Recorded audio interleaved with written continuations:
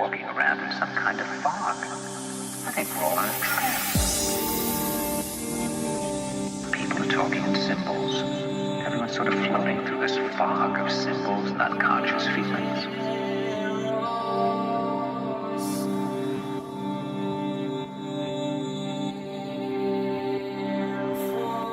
Here's another person who's existing in a dream, taking us into a dream world.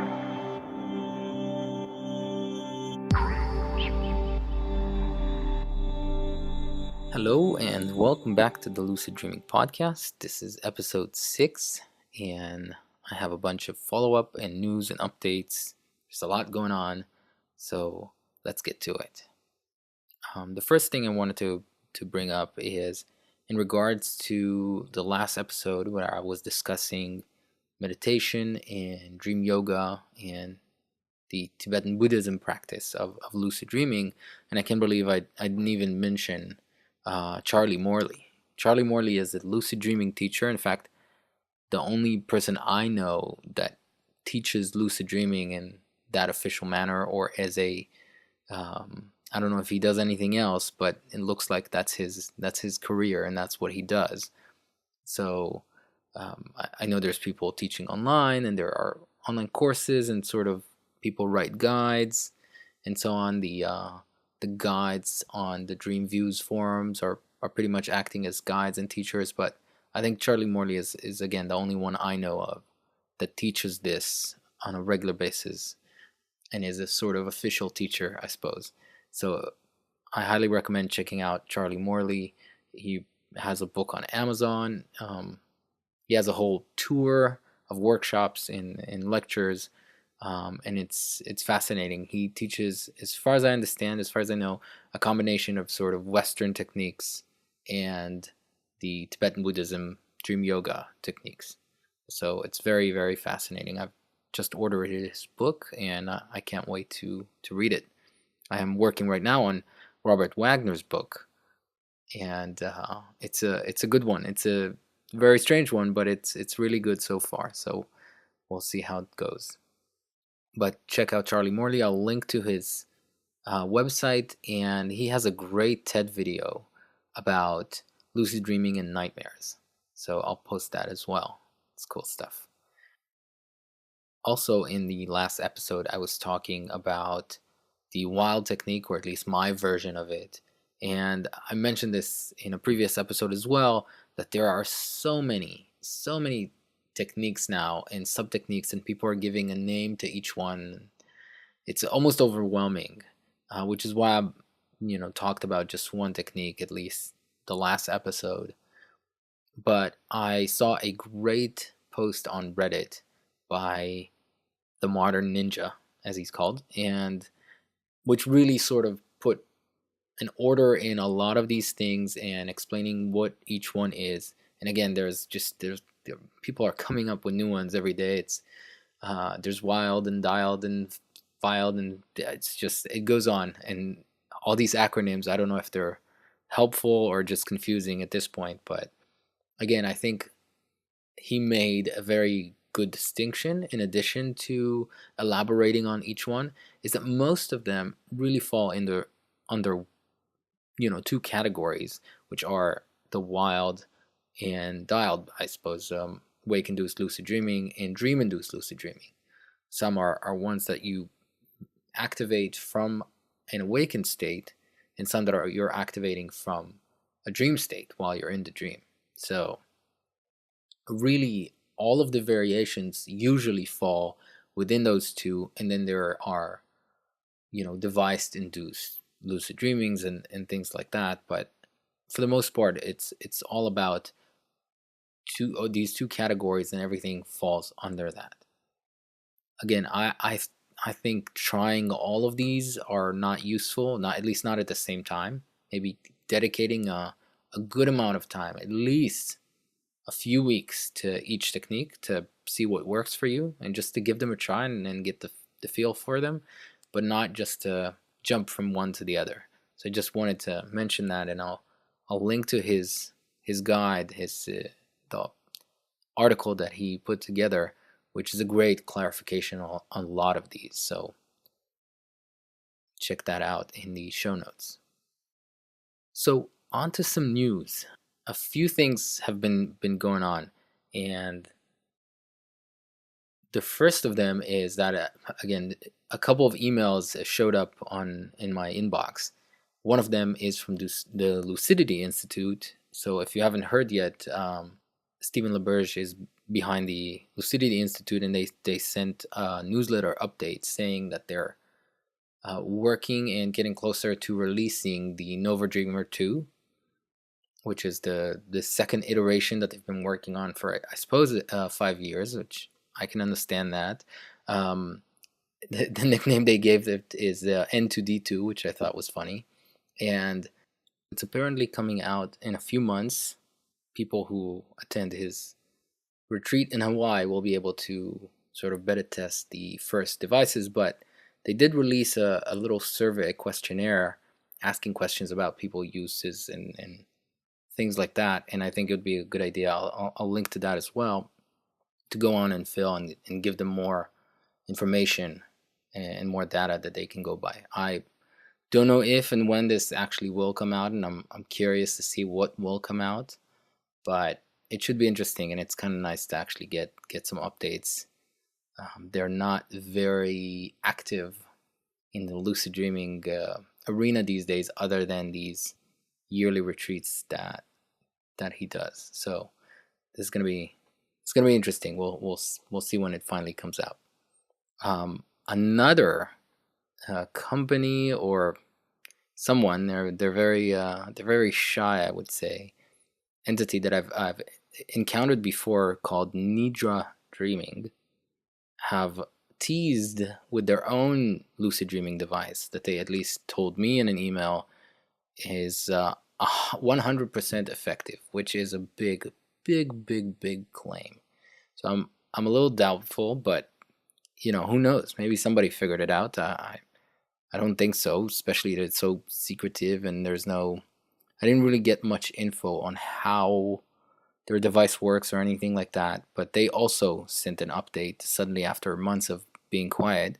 So hopefully that means that they're getting closer as well. But they're doing more testing or more refinements, and we'll see. Maybe something will come out of that as well.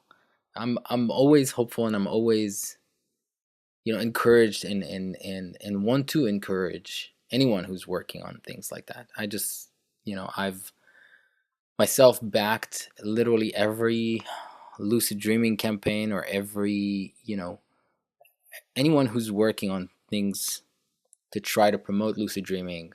I'm gonna put my support behind, and if I can afford it, then I'm gonna put my money behind. I think the only device that I've backed, and I didn't cancel my pledge, but I reduced it to just a minimal level, just to contribute without getting a reward, was the Neuron sleep mask. And the only reason I did that, well, a couple of reasons. One, all these devices, it started getting expensive. My budget is not that big to support all these multitude of Kickstarter campaigns. It gets a little pricey at some point.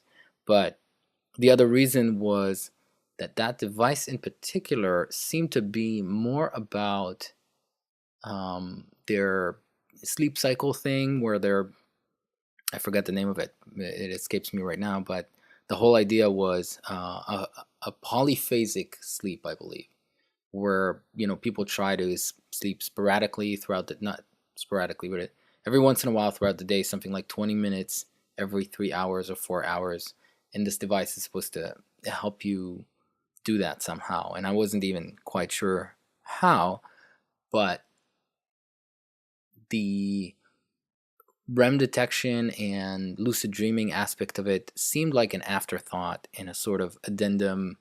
I don't know if they saw that it was popular, or maybe they were planning for it, but these are two different things. And so one, the device itself was expensive. The main purpose of the device was not about lucid dreaming. And all of these kind of combined, I felt that maybe this one I can skip, but I still backed it by some amount to at least support them. and hopefully they're gonna come out with it, and hopefully it will do well. In terms of sleep masks, again, I find them. I thought that they would be comfortable, and the Remy was comfortable enough, but not on a consistent basis for me. Um, so I'd rather do something in the line of the headbands that are more comfortable for me because they're not covering my eyes. In fact, I'm so not used to something like that that I can't even wear sunglasses without it bugging me because it sits on the nose and not it's not something I wear on a regular basis. So again, a sleep mask is not perhaps not for me, but I at least wanted to support them as well. The DreamNet, I believe, is about 19 or 18 hours away from finishing its campaign, and it doesn't look like it's going to get funded. I've backed that as well. I think some of the problems with that was that, at least to me, it wasn't clear until much, much later that at least the way they set up the campaign and the device and their intentions was not to create a device that will help induce lucid dreaming, although it could have that functionality with the software, but it was more about recording and in some way maybe cataloging lucid dreams once they occur. So I'm not fully sure about the purpose, completely the purpose behind it, but I still wanted to support. So I'm sure they'll end up doing something with it even after the campaign ends, if it doesn't fund. So I do wish them the best of luck. We'll see what comes out of that. So that's regarding devices, and there has been two apps that came out. Neither of them is new, I believe, but they're both updates. And this is kind of cool because I've actually started using an app. I'm testing new apps, and I've switched from writing my dreams with a pen and paper in a dream journal to recording them.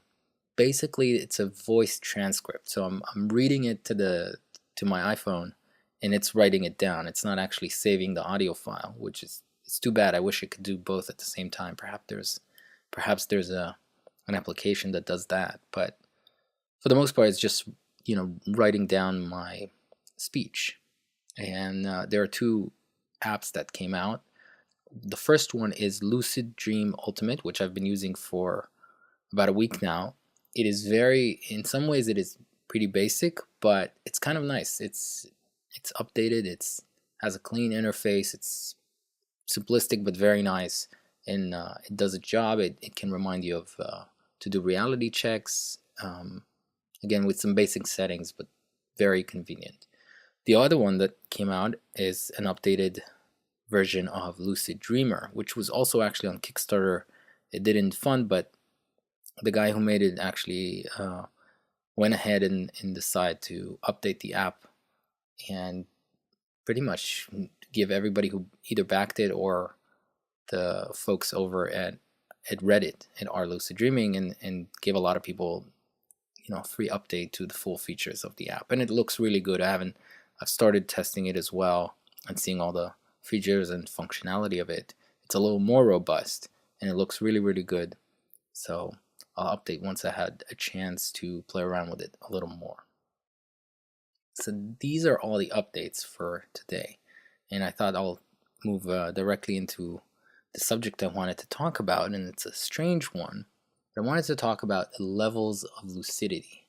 And this is an area that's, I think it's a little bit undefined because there isn't a way to exactly measure levels of lucidity. Perhaps there will be with an EEG, but I'm not sure what would be the indication of levels of lucidity. But I'll explain what I mean, and I want to talk about how that connects to dream activities, and that's the sort of second subject I wanted to go over today. So take, for example, when you're flying in a dream. Here's what's happening when I start flying when I gain lucidity. And again, I've mentioned this, the first thing I kind of do almost have to resist the urge, but when I don't, as soon as I become lucid, I start flying. Now, if my level of lucidity, if my awareness of the dream state is sort of faint and low, then there are aspects of the dream that are behaving differently. So, for example, I can't quite get myself to fly properly. I'm sort of starting to try to fly, but I'm hovering and I'm sort of floating a little bit low, or it's kind of hard to take off, which is silly because you'd think that if you are aware that you're dreaming and you know that you are dreaming, what's the problem? Why can't you just like fly and take off and do anything? But that's where levels of lucidity come in. And this is the little trick, and it's a weird phenomenon, but you are not quite fully aware. So, I mean, you're either aware or you're not, and you are aware. If you're lucid, you are aware that you're dreaming, but there is a component, there is something there that's not fully engaged and not fully comprehensive of the state and the reality of the dream. And so you still feel fear sometimes. So again, why should you be afraid if you know it's a dream? But again, your level of lucidity is not high enough, and you still are experiencing the dream to some degree as a dream state in terms of internal comprehension of it or emotions. So if when I become lucid in a nightmare, for example, whatever's chasing me or whatever I'm fighting or whatever is scaring me is still kind of scaring me. It's still, and again, lucid dreaming, of course, can be a very immersive, very real feeling experience. So even though you know it's a dream, it might still scare you, just like even though you know you're watching a movie, the movie still might be scary. But in a dream, there's sort of the internal capability to go beyond that. And that's what happens in lucid dreaming, that are dreams that are really where your lucidity is in high level, as I call it. And when it's in high level, again, going back to the example of flying, I am able to not only take off fast, but I can speed like Superman in a movie, like just shoot out in a high speed and maneuver very quickly and things like that. Same goes for not being able to feel pain if I hit something, or not being afraid to fall if I'm flying, or something like that. So that's what I mean in levels of lucidity. What's the level of lucidity? Now there's ways to kind of increase it, and if you're at a low level, you actually might lose your lucid awareness. So sometimes, I don't know if this has happened to you, but you might be lucid and then you're engaged in the dream again, lucidly, of course, aware, with having awareness, and you're looking around, you're maybe talking to people, maybe you're doing something, but you suddenly fall back into the trance. You sort of again engaged in the dream content and forget to keep that awareness aware and to keep it awake, and you lapse back into an unconscious dream as opposed to a conscious dream. It's a tricky, annoying thing when you lose lucidity. It doesn't always happen often, at least not to me, but it does happen, and it's kind of a bummer because like, oh, I finally got lucid and I lost it. So it requires sort of trying to keep engaged in the dream at the same time that you're trying to keep your awareness, or that's what some people refer to as mindfulness, trying to still be aware of your conscious mind while you're engaged in the content of the dream. So when you are becoming lucid, one of the things to do is to try to focus it. And this is where, again, people look at their hands or look at an object, not quite sure about the spinning thing, to try to either stabilize the dream or stabilize your lucidity in a sense. But I think it's a more of a, not a physical activity in the dream, but more of a mental activity. It's more of a mental focusing. And again, it's hard to describe, but it takes practice. But as you practice it, your ability to increase your level of lucidity increases, or your natural ability to have a higher level of lucidity increases and sort of, again, comes more naturally.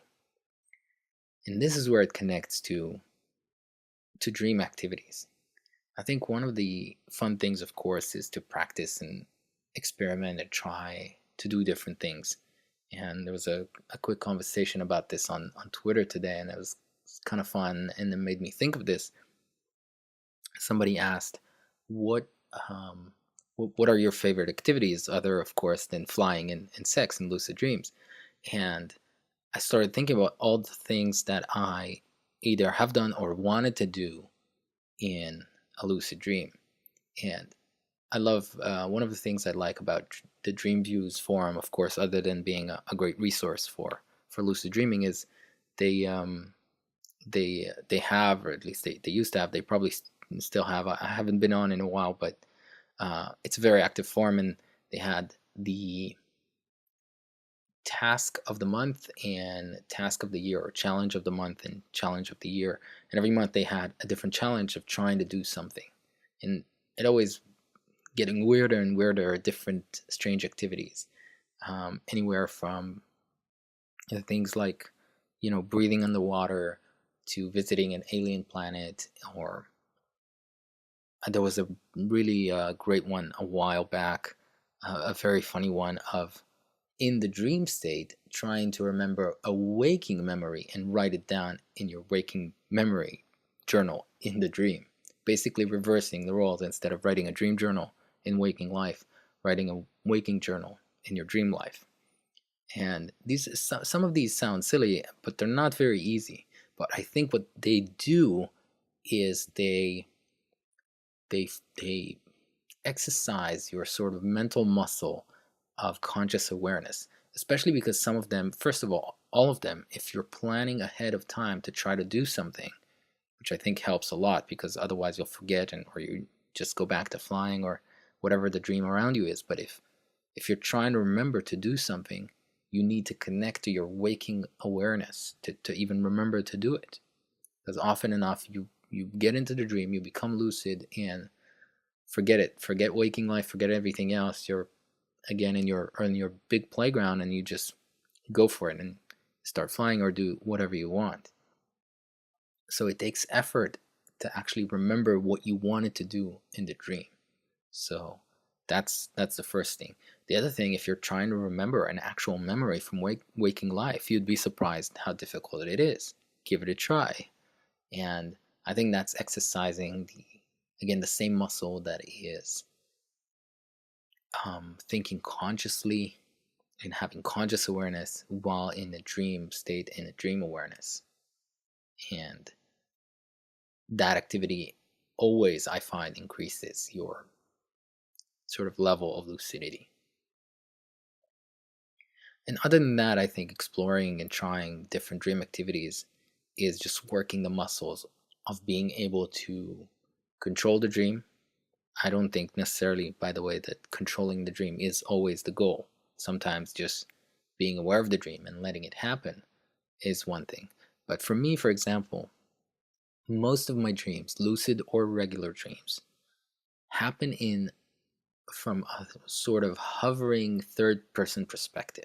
So I'm most of the time, I'm not in my head or in my body in the dream looking through my eyes. I'm actually like a sort of hovering camera and looking at my body running around. Now, of course, for some reason we assume that we should even have a body in a dream, but that doesn't make sense either. We're in a dreamscape. Why do we have a body? The body is not real, just like anything else in the dream is not real. But our default, this is where the parallels to the Matrix are awesome, because as soon as they connect to this virtual reality where their body does not really exist, they still project a body into that realm. And that's what we do in lucid dreaming. But when I suddenly notice that my perspective, what I see, where I see the dream from, is not actually through my dream body's eyes, but hovering above somewhere, then I've realized that that's where my awareness really is, sort of, so to speak, and not really attached to the body. And then activities started to change drastically, because now you realize that you're not even attached to doing activities in your body, or with regular sort of vision. So one one of the things, for example, is to try to break away from the convention of waking life as a model to what you can do in the dream. Because you think of, when you try to think of what else can I do that would be a crazy awesome experience, and some people want to meet people they've never met, or celebrities, or people that have died that they knew, or even flying to another planet, or doing things like that. But when you really want to practice your lucid muscle, go to things that are even beyond that, like things that you could not even do in real life. Example I gave today on Twitter was 360 vision, which is to be able to see in 360 degrees around your head all at the same time. Now, this is one of those things that are hard to imagine because all you're used to is seeing, it's less than 180 degrees probably, but somewhere in around there, somewhere in between, less than 180 degrees. But you technically could try to see in the dream at 360 degrees, and it's a strange experience, but it sort of breaks from what your physical body is capable, but your awareness is capable of doing that. And that's an interesting practice to do in a dream.